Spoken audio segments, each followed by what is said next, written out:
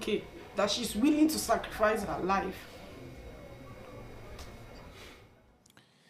Nigerian hallitus on keskustellut tilanteesta useita kertoja Suomen Nigerian suurlähettilään kanssa ja vaatinut Suomea keskeyttämään ECPAn toiminnan.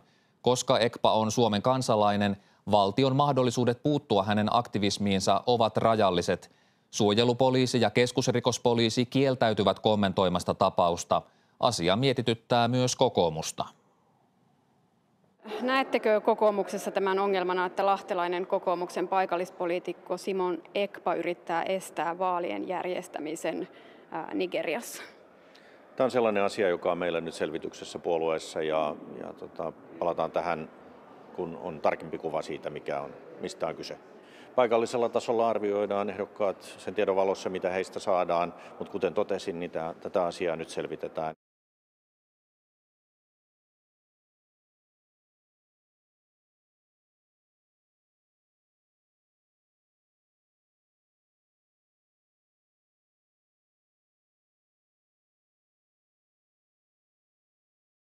On Suomen kansalainen ja hän on toiminut Lahdessa paikallispolitiikassa kokoomuksen jäsenenä.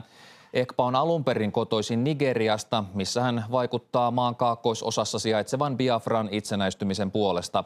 Biafra on koko tämä kartalla väritetty ala kokonaisuudessaan ja Simon Ekpan ilmeisesti johtamat joukot toimivat täällä 5 osavaltion alueella, jotka on merkitty karttaan keltaisella. Ekpa sanoo, että hän johtaa myös aseellista toimintaa. Separatisteja on syytetty väkivallasta myös siviilejä vastaan.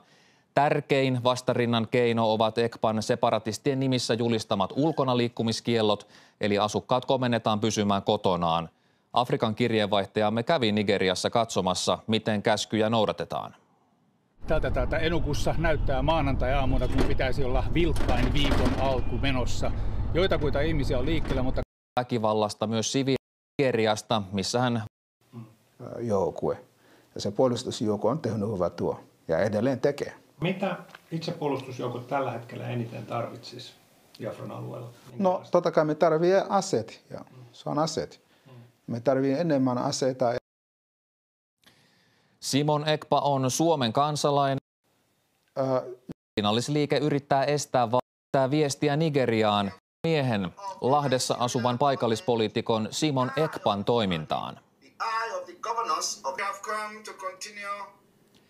Tässä Simon Ekpa lähettää viestiä Nigeriaan. Ekpa sanoo, että hän johtaa kapinallisliikettä. Nigeriassa järjestetään presidentin- ja parlamenttivaalit ensi viikon lauantaina, mutta kapinallisliike yrittää estää vaalit ainakin Kaakkois-Nigeriassa. Sinne separatistiryhmä haluaa itsenäisen valtion